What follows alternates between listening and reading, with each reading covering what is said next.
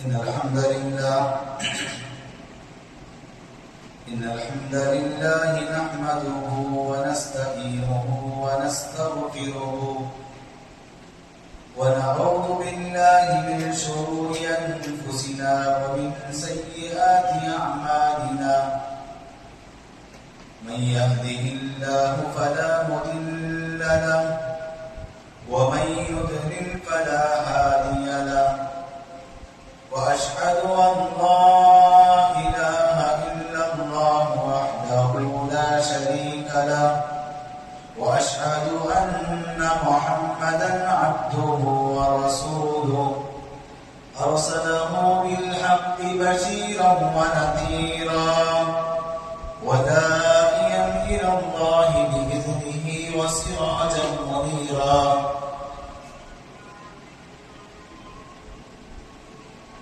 أما بعد فإن خير الحديث كتاب الله وخير الهدي هدي محمد صلى الله عليه وسلم وشر الأمور محدثاتها وكل محدثة بدعة وكل بدعة ضلالة وكل ضلالة في النار.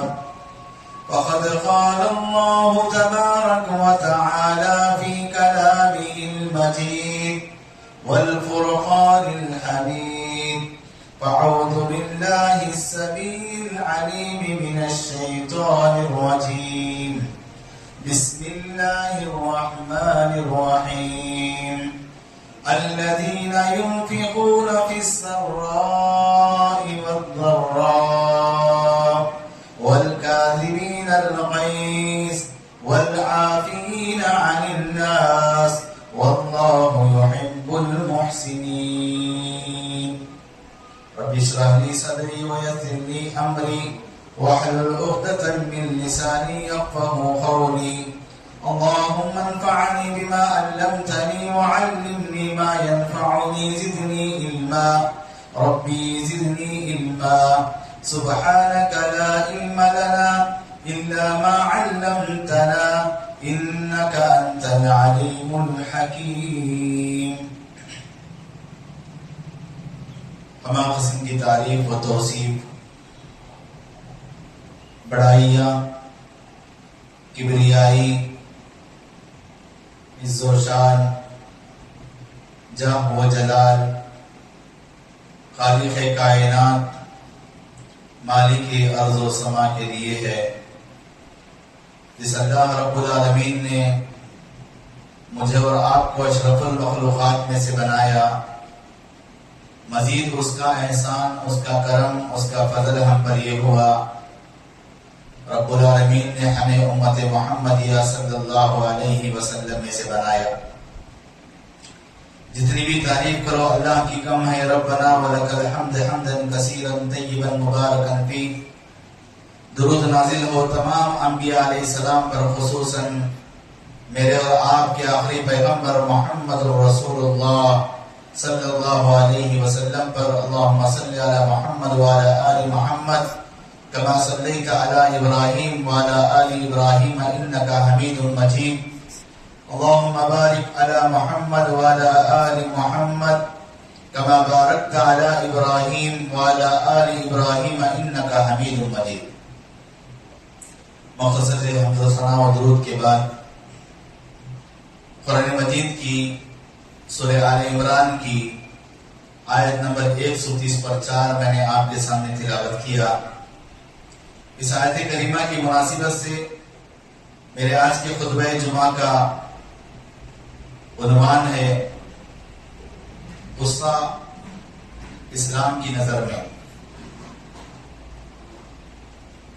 معزز و محترم بزرگوں، نوجوان ساتھیوں، عزیز بچوں اور پردہ نشین خواتین اسلام، غصہ شریعت کی نظر میں کیسا ہے؟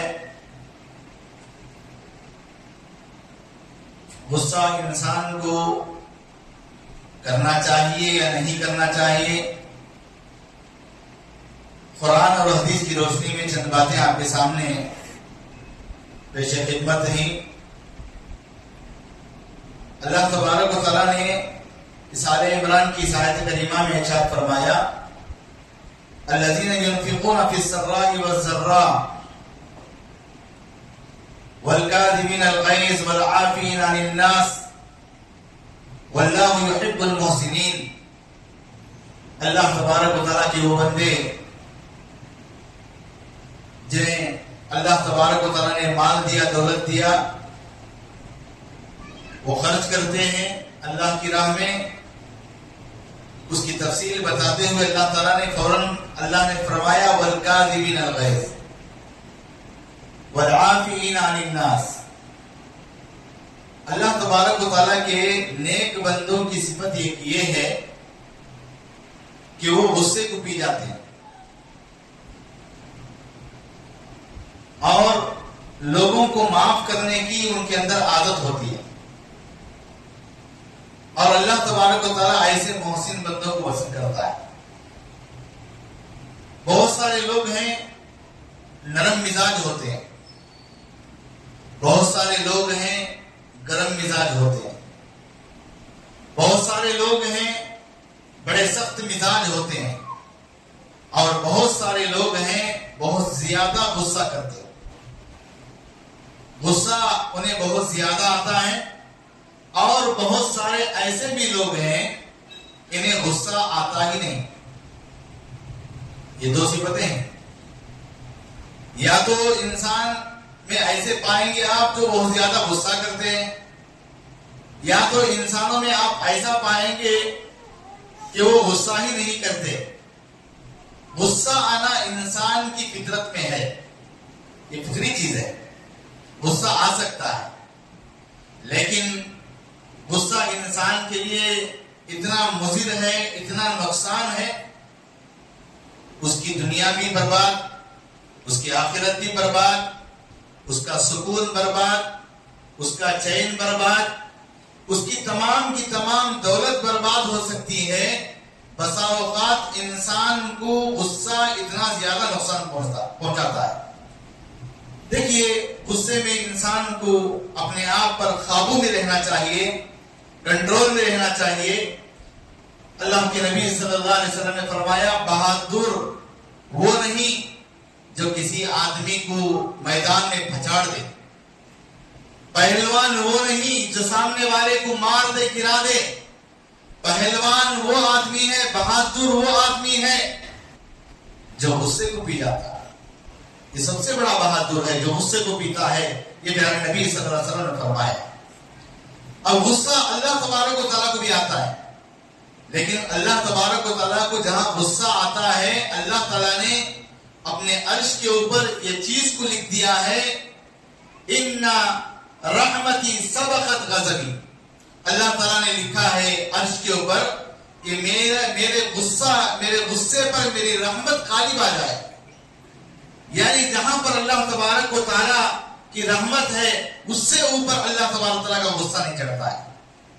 تو اللہ تبارک و تعالیٰ نے بہت ساری قوموں کے اوپر اپنے غضب کو دکھایا ہے، بہت ساری قوموں کے اوپر اللہ تعالیٰ نے اپنے غصے کو دکھایا ہے، اور بہت ساری قوموں کو اللہ تبارک و تعالیٰ نے اس دنیا کے اندر نیست و نابود کر دیا ہے، اور بہت ساری قوموں کو اللہ تبارک و تعالیٰ نے اپنے غصے کی لپیٹ میں لے کر ان کو زمین کے اندر دھسا دیا.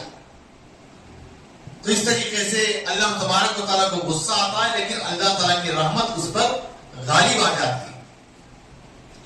اللہ کے نبی صلی اللہ علیہ وسلم کو بھی غصہ آتا ہے. پیارے نبی محمد صلی اللہ علیہ وسلم آپ کو بھی غصہ آیا. کب آیا؟ بہت ساری اس کی مثالیں ہیں. اللہ کے نبی صلی اللہ علیہ وسلم ایک مرتبہ آپ نے دیکھا حضرت عمر رضی اللہ تعالیٰ عنہ کے ہاتھ میں تورات ہے. تورات کا ایک نسخہ ہے جو حضرت عمر رضی اللہ تعالیٰ عنہ پڑھ رہے ہیں. اللہ کے نبی صلی اللہ علیہ وسلم کے آنکھ لال ہو گئے. آپ صلی اللہ علیہ وسلم غصے سے آپ کا چہرہ سرخ ہو گیا، لال ہو گیا. حضرت ابوبکر صدیق رضی اللہ تعالیٰ عنہ نے کہا اے عمر، کیا تم دیکھتے نہیں کہ نبی صلی اللہ علیہ وسلم کا چہرہ غصے میں لال ہو چکا ہے؟ آپ علیہ السلام کے آنکھ لال ہو چکے ہیں. اللہ کے نبی صلی اللہ علیہ وسلم کی طرف حضرت عمر رضی اللہ تعالیٰ عنہ نے دیکھا اللہ کے نبی نے فرمایا اے عمر تم اس تورات کے اس نسخے کو پکڑ کر بیٹھے ہو، اگر موسیٰ بھی اب واپس آ جائیں تو میری ہی اتباع کرنا ہے، ان کو میری ہی اتباع کرنا ہے، میری ہی اتباع کرنا ہے، میری ہی کتاب پڑھنا ہے اور میری ہی سنت کی پیروی کرنا ہے۔ لہذا اے عمر دوبارہ کبھی ہمارے شریعت کے ہوتے ہوئے اس طرح کی کوئی کتاب اور کوئی صفحہ نہ لینا۔ یعنی اللہ کے نبی صلی اللہ علیہ وسلم کو بھی غصہ آتا، لیکن آپ صلی اللہ علیہ وسلم اسے قابو میں آپ رہتے اور پھر اسے کنٹرول کرتے۔ تو اس طریقے سے غصہ انسان کی فطرت میں ہے، غصہ آتا ہے۔ فوراً حضرت عمر رضی اللہ عنہ اٹھے اور کہا رضیت باللہ ربا وبالاسلام دینا وبمحمد النبی صلی اللہ علیہ وسلم۔ اے اللہ کے نبی صلی اللہ علیہ وسلم، رضیت باللہ ربا، میں راضی ہو گیا ہوں اللہ کو رب ماننے، میں راضی ہوں آپ کو نبی ماننے، میں راضی ہوں اس دین کو اسلام ماننے۔ اے اللہ کے رسول صلی اللہ علیہ وسلم، میں اس طرح اپنے دل میں کوئی بات نہیں رکھا۔ اللہ تعالیٰ نے اچھے لوگوں کی صفت بتاتے ہوئے فرمایا جب وہ غصہ ہوتے ہیں تو غصہ ہونے کے بعد وہ کنٹرول ہوتے ہیں، قابو میں آتے ہیں۔ یہ اچھے لوگوں کی صفت ہے۔ اچھے لوگوں کی یہ صفت ہے کہ وہ اپنے غصے کو پی جاتے ہیں، وہ اپنے غصے کو کنٹرول میں لیتے ہیں، جیسا کہ میں نے آیت کریمہ آپ کے سامنے تلاوت کیا وَالْكَاظِمِينَ الْغَيْظَ وَالْعَافِينَ عَنِ النَّاسِ۔ تو اس طرح اللہ کے نبی صلی اللہ علیہ وسلم نے، آپ صلی اللہ علیہ وسلم نے بہت سارے موقعوں پر نصیحت فرمائی ہے۔ یہ ایک شخص اللہ کے نبی صلی اللہ علیہ وسلم کی مجلس میں آیا، اللہ کے نبی صلی اللہ علیہ وسلم کی مجلس میں حاضر ہوا اور حاضر ہونے کے بعد اس نے کہا اے اللہ کے رسول مجھے نصیحت کیجیے، اے اللہ کے رسول مجھے نصیحت کیجیے۔ اللہ کے رسول نے فرمایا لا تحزن، غصہ نہ کر۔ پھر اس نے فرمایا اے اللہ کے رسول مجھے نصیحت کیجیے۔ پھر اللہ کے نبی نے فرمایا دوسری مرتبہ لا تغضب، غصہ نہ کر۔ پھر اس نے تیسری مرتبہ کہا اے اللہ کے رسول مجھے نصیحت کیجیے۔ پھر اللہ کے نبی نے فرمایا لا تغضب، غصہ نہ کر۔ اس لیے کہ انسان کو اس کا غصہ اسے زمین کے اندر دھسا دیتا ہے، اس لیے کہ انسان کو اس کی نیکیاں کھا جاتا ہے غصہ۔ انسان نیکیاں کر کے غصہ کرتا ہے، نیکیاں کرتا ہے، دوسروں کے کھاتے میں چلے جاتے ہیں۔ ایک انسان غصہ کرتا ہے، غصہ کرنے کی وجہ سے اپنی زبان قابو میں نہیں رکھتا، گالی گلوچ پر اترتا ہے، بری باتوں پر اترتا ہے اور پھر بہت زیادہ جو ہے اسے لعن طعن کرتا ہے، جس کی وجہ سے سامنے والے کے کھاتے میں اس کی نیکیاں چلے جاتی ہیں۔ اگر اس کی نیکیاں ختم ہو گئی تو اس کے گناہ اس کے کھاتے میں آ جاتے ہیں۔ تو اس لیے انسان کو چاہیے کہ اگر غصہ کرتا ہے تو اپنی نیکیوں کو برباد کرتا ہے۔ انسان کو کبھی غصہ نہیں کرنا چاہیے، اگر غصہ کرتا ہے تو اسے قابو میں لانا چاہیے، کنٹرول میں لانا چاہیے۔ حضرت موسیٰ علیہ السلام کا ذکر قرآن مجید میں آیا۔ حضرت موسیٰ علیہ السلام نے غصہ کیا۔ کس طریقے سے غصہ حضرت موسیٰ علیہ السلام کا تھا؟ حضرت موسیٰ علیہ السلام نے اپنے بھائی ہارون سے کہا کہ اے ہارون میرے بھائی، میں کوہ طور پر جا رہا ہوں اللہ سے بات چیت کے لیے، اللہ کے پاس کتاب لینے کے لیے۔ اے ہارون تو میری اس قوم کی نگرانی کرنا، ان کو اللہ کی عبادت کے علاوہ پھر دوسری عبادت کی طرف جانے نہیں دینا۔ اس طریقے سے تاکید کرتے ہوئے حضرت موسیٰ علیہ السلام اپنے بھائی ہارون کو ذمہ دار بنا کر آپ کوہ طور پر چلے۔ پھر واپس جب 40 دن کے بعد آئے، دیکھا کہ وہاں پر ایک بچڑے کی پوجا ہو رہی ہے۔ آنے کے بعد حضرت موسیٰ علیہ السلام نے حضرت ہارون کو پکڑا، وَأَلْقَى الْأَلْوَاحَ وَأَخَذَ بِرَأْسِ أَخِيهِ۔ وَأَلْقَى الْأَلْوَاحَ یعنی جو تختیاں اللہ تبارک و تعالیٰ کی جانب سے لے کر کے آئے تھے، جو تورات کی تختیاں تھی، جو اللہ کا کلام تھا، غصہ ایسا آیا حضرت موسیٰ علیہ السلام نے ان تختیوں کو، اللہ کے کلام کو زمین پر پھینک دیا۔ اور پھر وَأَخَذَ بِرَأْسِ أَخِيهِ حضرت ہارون علیہ السلام کے اپنے بھائی کے بالوں کو پکڑ کر جھنجھوڑنے لگے۔ غصے کا عالم یہ تھا، پکڑ کر کہا کہ تجھے میں نے ان کی ذمہ داری دے کر کے گیا تھا اور ان ان کی دیکھ بھال اور ان کو صحیح اللہ کی راہ پر لانے کے لیے کہا تھا. تو نے کیا کیا؟ جب موسیٰ علیہ السلام کا غصہ کنٹرول ہوا، قابو میں آئے، تو اس کے بعد حضرت موسیٰ علیہ السلام نے اپنے آپ میں سدھار لائی اور جو تختیاں پھینکی تھی وہ تختیاں اپنے ہاتھ میں. غصے کا عالم، غصہ اتنا زیادہ حضرت موسیٰ علیہ السلام کو تھا. حضرت موسیٰ علیہ السلام کے اس غصے کو اور ان کے سر کے بال، ہارون علیہ السلام کے سر کے بال پکڑ کر جھنجھوڑنے کے وقت میں اتنا حضرت ہارون علیہ السلام کو اتنا وہ غصہ آ گیا. پھر واپس پلٹ کر کے انہوں نے کہا کہ میرے بھائی چھوڑو. ایسا نہیں کہا، قرآن کے الفاظ ہیں قال ابن امی، انہوں نے کہا اے میری ماں کے بیٹے چھوڑ. انہوں نے یہ نہیں کہا کہ موسیٰ مجھے چھوڑو، اے میرے بڑے بھائی مجھے چھوڑو، ایسا نہیں کہا. کہا کہ قال، انہوں نے کہا ابن امی، اے میرے ماں کے بیٹے مجھے چھوڑ. پھر چھڑا لیا. غصہ انبیاء کو بھی آتا تھا لیکن وہ قابو میں کنٹرول میں آتے تھے. اس کے بعد وہ سدھرتے اور اس کے بعد اس کے تعلق سے جو ان کے پاس جو بھی غلطیاں ہوتی اور اس کو سدھار میں لانے کی کوشش کرتے. تو اسی طرح حضرت یونس علیہ السلام کا غصہ قرآن مجید کے اندر ان کا بھی ذکر آتا. حضرت یونس علیہ السلام کو اللہ تعالیٰ نے اس قوم کی نگرانی اور پھر ان کی قوم کے لیے آپ اللہ تبارک و تعالیٰ کی جانب سے نبی بنائے گئے تھے. لیکن یونس علیہ السلام نے کیا کیا؟ یونس علیہ السلام نے اللہ کے حکم کے بغیر وہاں سے ان کو چھوڑ کر کے ہجرت کر دی. جب تک اللہ کا حکم نہیں ہوتا ہے کسی پیغمبر کو اجازت نہیں کہ اللہ کے حکم کے بغیر اس قوم کو چھوڑ کر کے اور اس گاؤں اس بستی کو چھوڑ کر کے جائیں، اجازت نہیں ہے. حضرت یونس علیہ السلام نے کیا کیا؟ اللہ کے حکم کے بغیر حضرت یونس علیہ السلام نے نکل گئے اپنی قوم کو چھوڑ کر کے. یہ قوم نہیں سدھرے گی، یہ قوم نہیں مان رہی ہے، غلطیاں پر غلطیاں کرتی جا رہی ہے، ایمان نہیں لا رہی. یہ کہہ کر کے حضرت یونس علیہ السلام اللہ کے حکم کے بغیر چلے گئے. اور جیسے کہ اللہ تعالیٰ نے دیکھا، اے یونس کہاں جائے گا تو؟ یہ میری زمین ہے، کہاں جائے گا تو؟ کدھر جائے گا تو؟ اور پھر وہ جیسے سمندر کے پاس گئے حضرت یونس علیہ السلام، وہاں پر اللہ تبارک و تعالیٰ نے ایک مچھلی کو لایا اور مچھلی نے آ کر کے حضرت یونس کو نکل دیا. یونس علیہ السلام نادا فی الظلمات، ظلمات کہتے ہیں اندھیروں کے اندھیرے، رات کا اندھیرا، سمندر کا اندھیرا، مچھلی کی پیٹ کا اندھیرا، تین اندھیروں کے اندر حضرت یونس علیہ السلام مچھلی کو حکم نہیں دیا کہ تو چبا کے کھا جا، اسے حاضر آ کر نہیں. اللہ تعالیٰ نے مچھلی کے پیٹ میں حضرت یونس علیہ السلام کو رکھا. روایت میں آتا ہے کہ حضرت یونس علیہ السلام اگر یہ دعا نہ کرتے لا الہ الا انت سبحانک انی کنت من الظالمین، اگر یہ نہ کہتے تو قیامت تک اسی میں رہتے، اسی مچھلی کے پیٹ میں رہتے. اللہ تبارک تعالیٰ کے پاس دعا کی، استغفار کیا، اپنی معافی مانگی، غلطی کی اور واپس آئے.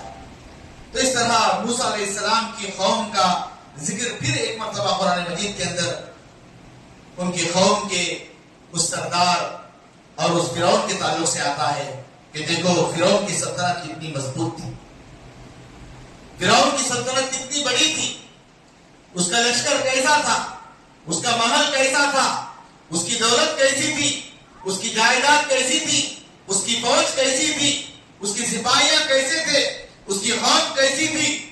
لیکن اس نے جب غصہ کیا کہ بنی اسرائیل میری اجازت کے بغیر موسیٰ کے پیچھے جا رہی ہے، اور موسیٰ علیہ السلام اللہ کے نیک بندوں کو لے کر کے، مومنین کو لے کر کے، اسلام والوں کو لے کر کے حضرت موسیٰ علیہ السلام نکل کر بنی اسرائیل کو لے کر کے فرعون کی بستی سے نکل گئے. جا رہے ہیں راستے میں رات ہے، جا رہے ہیں، سمندر آ گیا، سامنے سمندر ہے. موسیٰ کی قوم نے کہا اے موسیٰ تم ہم کو کہاں مارنے کے لیے لے کر آئے؟ سامنے سمندر ہے، پیچھے فرعون کا لشکر آ رہا ہے، سمندر میں جائیں گے تو ڈوب مریں گے، پیچھے جائیں گے تو فرعون مار دے گا، تم نے کہاں لے کر کے آ گئے؟ یہاں موسیٰ علیہ السلام کی قوم موسیٰ علیہ السلام پر غصہ کر رہی ہے. موسیٰ علیہ السلام نے کہا نہیں، اللہ تبارک و تعالی مجھے سیدھا راستہ دکھائے گا. ان ربی سیہدین، مجھے سیدھا راہ، میرا ہمیں بچائے گا. یہ حضرت موسیٰ علیہ السلام کا توکل اور یہ موسیٰ علیہ السلام کا اللہ پر بھروسہ تھا. انہوں نے کہا کہ نہیں، اللہ تبارک و تعالیٰ ہمیں بچائے گا. اور پھر اللہ تبارک و تعالیٰ نے حضرت موسیٰ علیہ السلام کو حکم دیا، اے موسیٰ تم اس سمندر کے اوپر اپنی لاٹھی کو مارو. اور حضرت موسیٰ علیہ السلام نے اس سمندر کے اوپر اپنی لاٹھی کو مارا، اور جیسے لاٹھی کو مارا وہ راستہ بن گیا. موسیٰ علیہ السلام کی قوم وہاں سے نکل کر جانے لگی. فرعون نے دیکھا کہ موسیٰ کی قوم اس سمندر کے اس راستے سے جا رہی ہے، ہم بھی انہیں جا کر پکڑتے ہیں. موسیٰ علیہ السلام کی قوم باہر نکلی، اور فرعون کی قوم جو غصے میں فرعون نے اپنی لشکر قوم کو سارے کے سارے لوگوں کو لے کر کے آیا تھا، غصے کے عالم میں آیا تھا، اس کے غصے نے اسے غرق کر دیا، ڈبا دیا، مار دیا، پانی میں ڈوب گئے، مرے.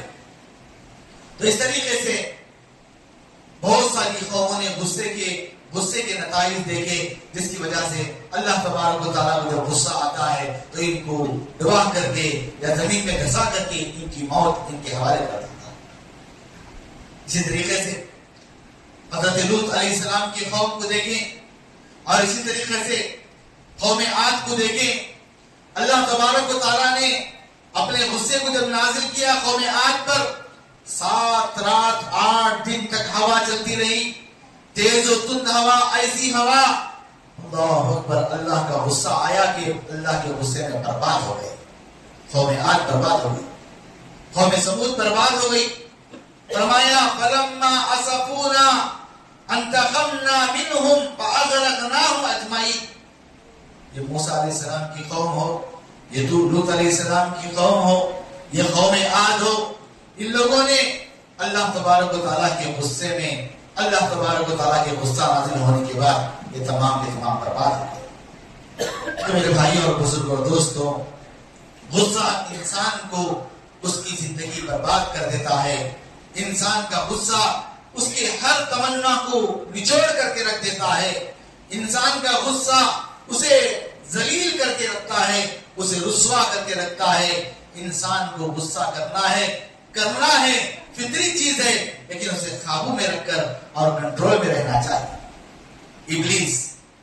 ابلیس ہر دن اپنا عرش پانی کے اوپر رکھتا ہے، پانی کے اوپر اپنا عرش رکھتا ہے، اور عرش رکھنے کے بعد میں وہ تمام شیاطین کو جو صبح ہو کر کے پورے کے پورے شیاطین کو پوری دنیا میں پھیلایا تھا، ان کو بلا کر کے ان کا امتحان لیتا ہے، ان کو پوچھتا ہے تو نے کیا کیا، تو نے کیا کیا، تو نے کیا کیا.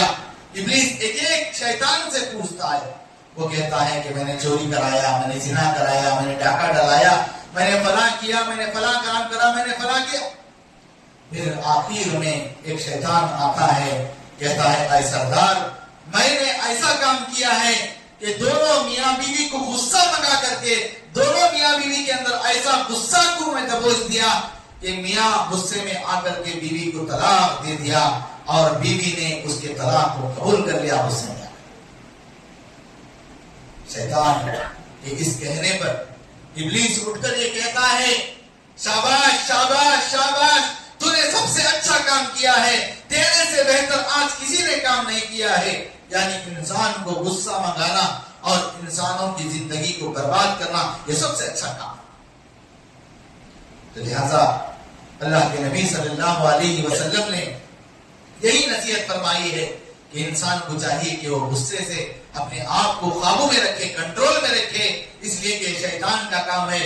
شیطان انسان کو اکساتا ہے، شیطان انسان کو غصہ دلاتا ہے، شیطان میاں بیوی کے درمیان نفرتیں پیدا کرنے کے لیے میاں کو غصہ دلاتا ہے تو کبھی بیوی کو غصہ دلاتا ہے.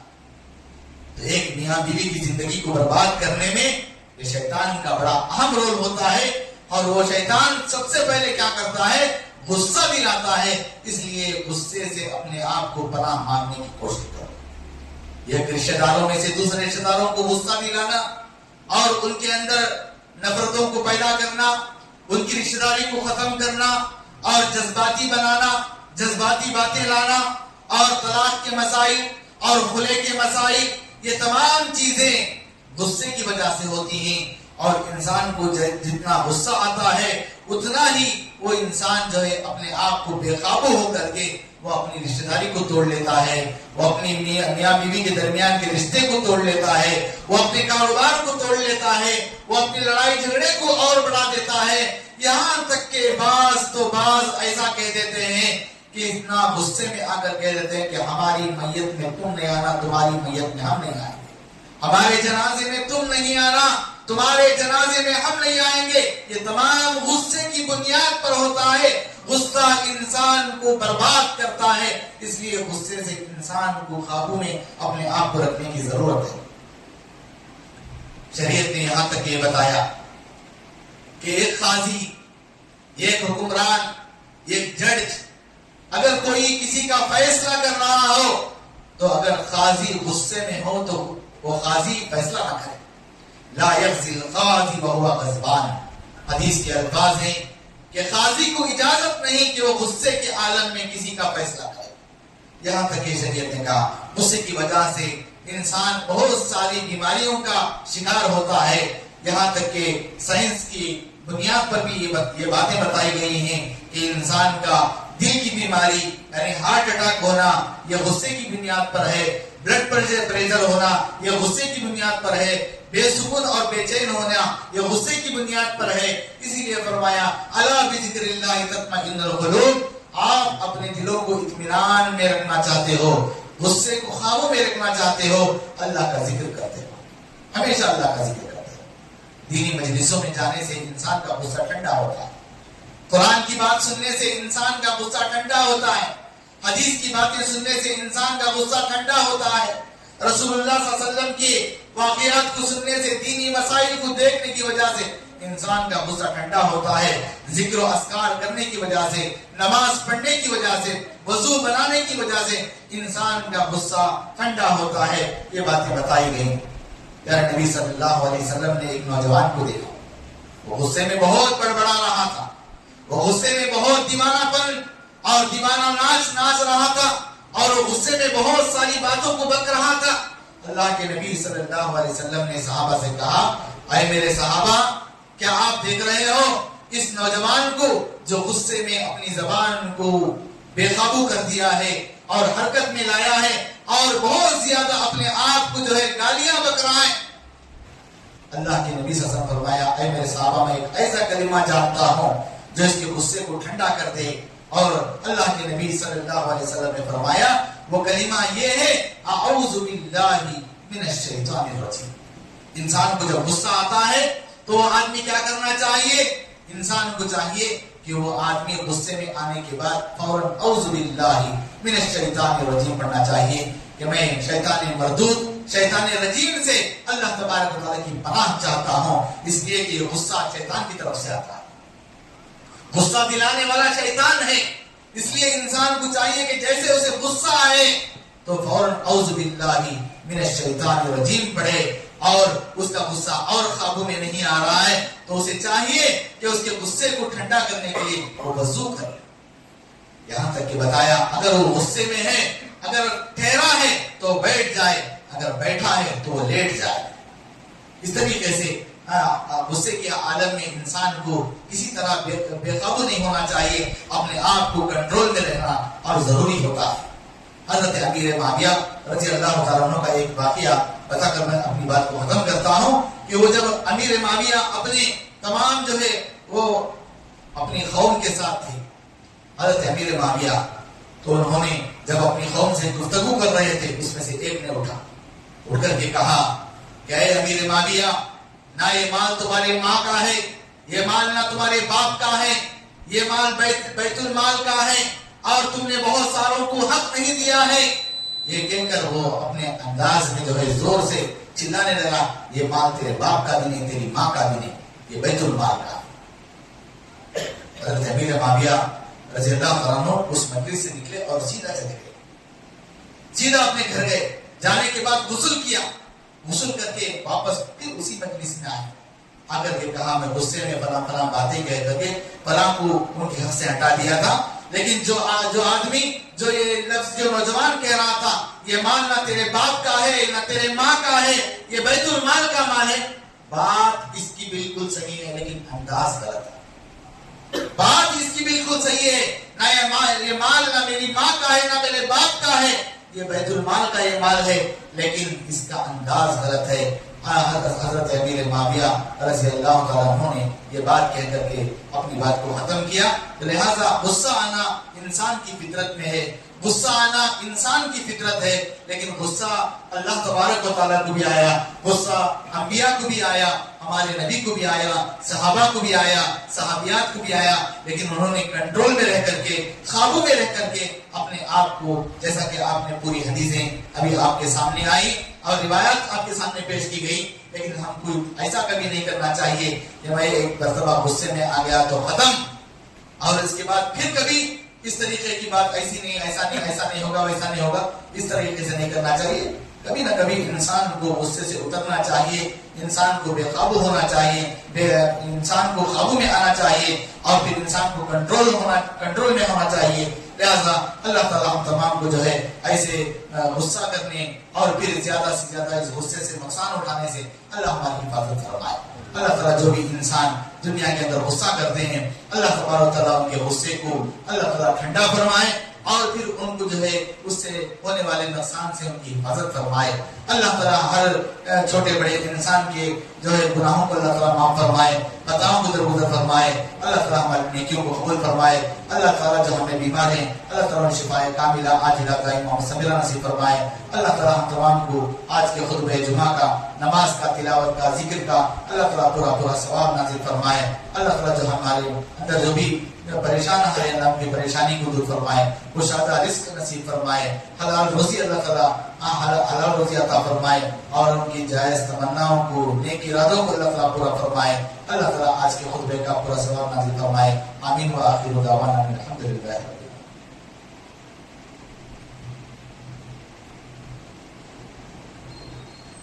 إن الحمد لله نحمده ونستعينه ونستغفره ونعوذ بالله من شرور أنفسنا ومن سيئات أعمالنا، من يهده الله فلا مضل له ومن يضلل فلا هادي له، وأشهد أن لا إله إلا الله وحده لا شريك له، وأشهد أن محمدا عبده ورسوله، وبعد، إن الله وملائكته يصلون على النبي يا أيها الذين آمنوا صلوا عليه وسلموا تسليما، اللهم صل على محمد وعلى آل محمد كما صليت على إبراهيم وعلى آل إبراهيم إنك حميد مجيد، اللهم بارك على محمد وعلى آل محمد كما باركت على إبراهيم وعلى آل إبراهيم إنك حميد مجيد۔ عباد الله رحمني ورحمكم الله، وإيتاء ذي القربى وينهى عن الفحشاء والمنكر والبغي يعظكم لعلكم تذكرون، واذكروا الله يذكركم وادعوه يستجب لكم ولذكر الله أكبر۔